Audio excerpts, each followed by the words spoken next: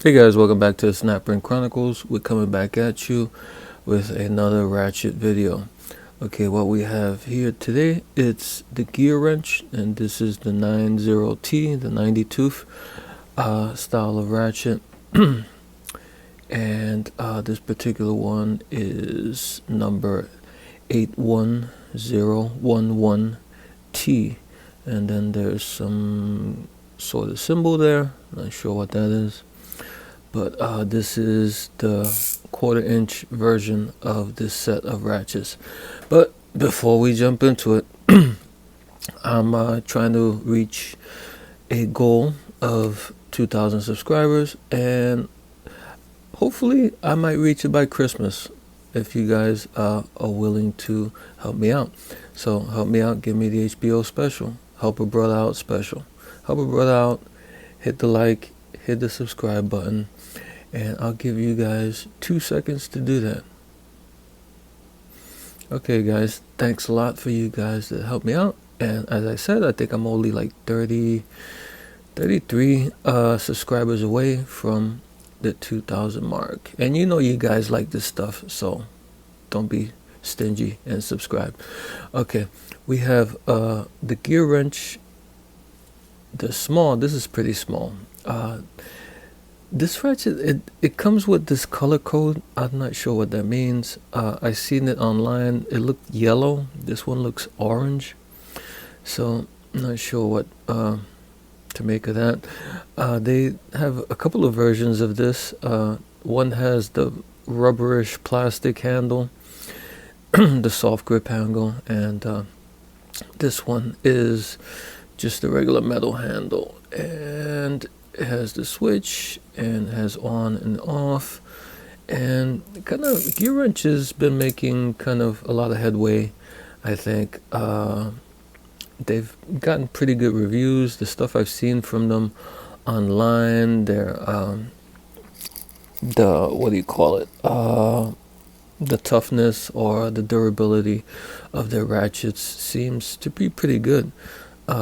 Pretty much up there with a lot of other contenders, more expensive contenders. So, and I think somewhere I actually seen online that they also have like tool trucks that that go around and sell Gearwrench stuff. So I think they kind of trying to get into kind of the Mac snap-on kind of professional gear type stuff. And to open this up, we need a snap ring pliers, and it has a little ring there. And here's what the ring looks like.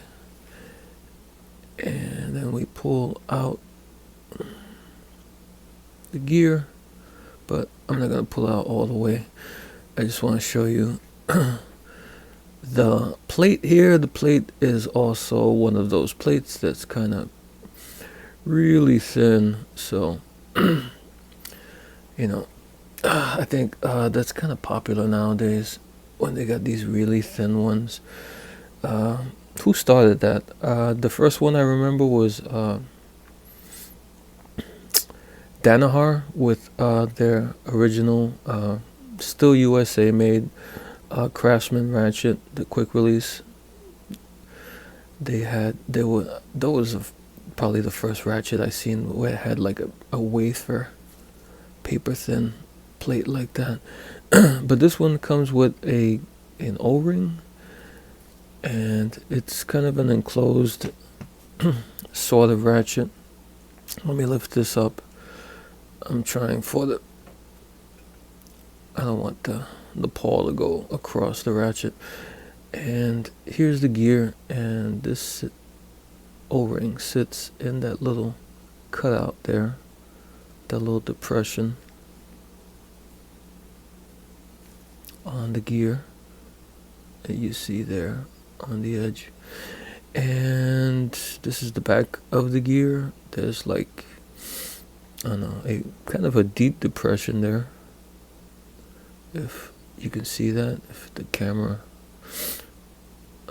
gives you the right perspective. And here is the ball detent looks pretty good, well centered. The only thing about these ratchets that me personally, I just kind of don't dig 100% is that they get into like the 90s and whatever 100 tooth, but look at the tooth, look how small they are. They are tiny. You can see them up there. That's how deep they are. Not deep at all. So that's what I worry about when I see these ratchets, where they some of the ratchets they'll have like whatever 120 teeth, but it'll be two paws side by side, and the teeth will actually be 60 teeth, which are probably a lot bigger than these, and they just switch from paw to paw. That's how you get 120 positions. But when you when you still get up there in those teeth numbers and you have like tiny teeth like that, I don't know, but they seem to hold up okay, I guess, from what I've seen, the torture tests and stuff that you see online. Here's the paw. The paw also has tiny teeth. Is it as wide as the, yeah, about as wide as the gear teeth, and I think they're around 16 or 17 teeth on this, so a good number of teeth. And they have the 90, I guess, to denote the 90 teeth ratchet. This is what it looks like underneath, and this is the way it should sit as you open it. When you open it, I think the numbers should be in the front like that. Okay, let me grab a set of tweezers, non-magnetic tweezers. Okay, on the switch here, there's a plunger and a spring. The plunger is hollow. That's what it looks like.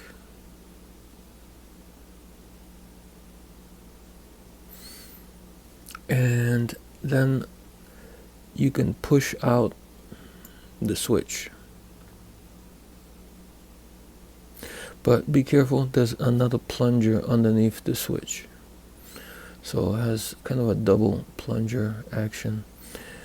And here is the switch, and the switch also has an O-ring.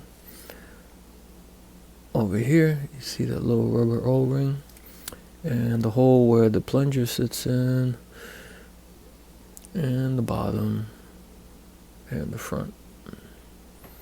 That's what it looks like.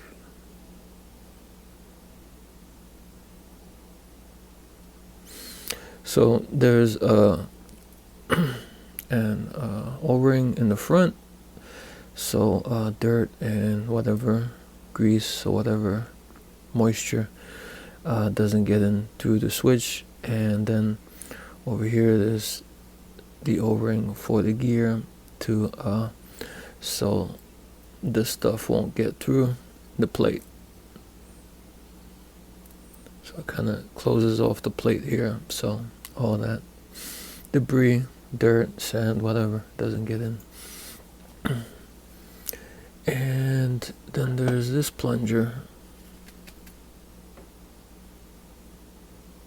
on the bottom.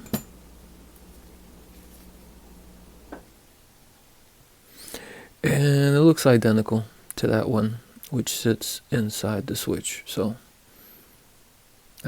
they probably interchangeable. So there you go. That's what it looks like. The parts, not too many parts. Pretty simple, except for the double plunger. This is what the broaching looks like. Really thick here, which is good. I like that. Overall, thick all over, all around. It's a 1/4 inch, so don't suspect people will try to apply a massive amount of torque, but you never know. I've seen the darndest things that people do to their tools. So to get this back together, you just put the plunger back in the hole. Let me try that again. Get a better grip on the plunger.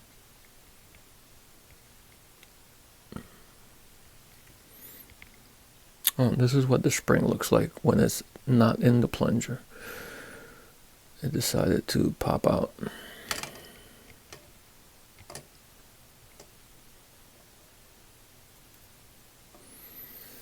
Okay, you get that back in.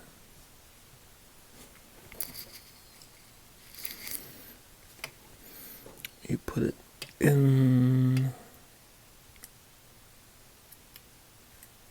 the hole, and it sits pretty deep in the hole.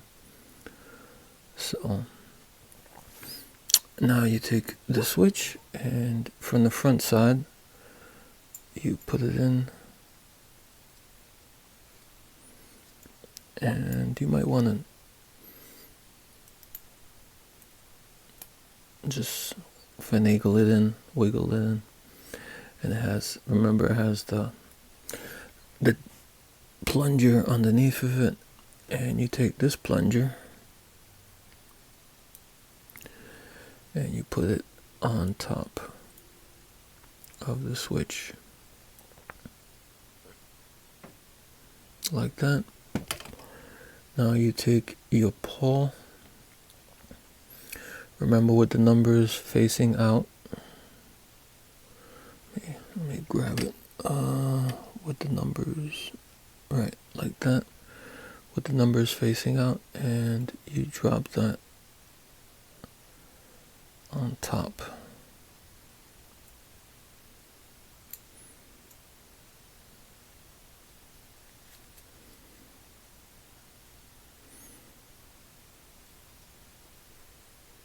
Like so. Now you take your gear and you kind of put it in like that. And this is what it looks like when it's ratcheting.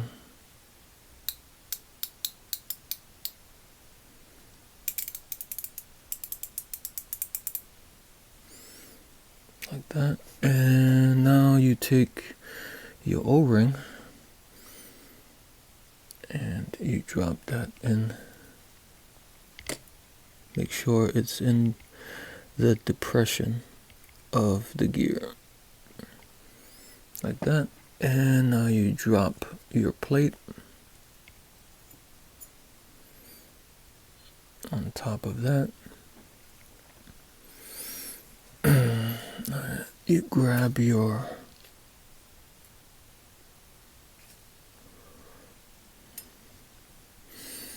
snap ring pliers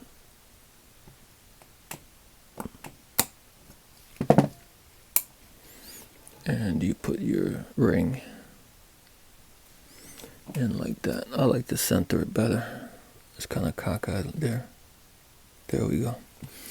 Much better.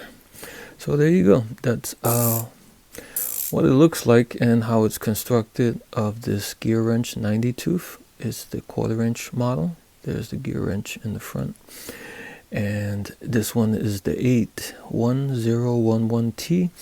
And these are from Apex Group. Apex Group makes a lot of stuff, a lot of tools, mostly overseas.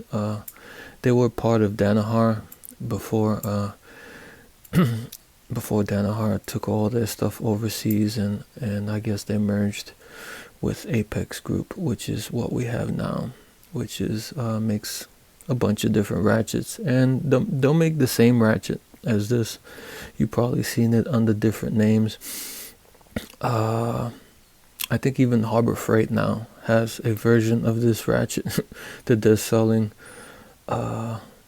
under, what name is that? I forget the name, but they have a new 92 ratchet that's a copy of this, which I don't know. I'll see if I find a coupon one day and pick that one up. Okay, guys, until next time.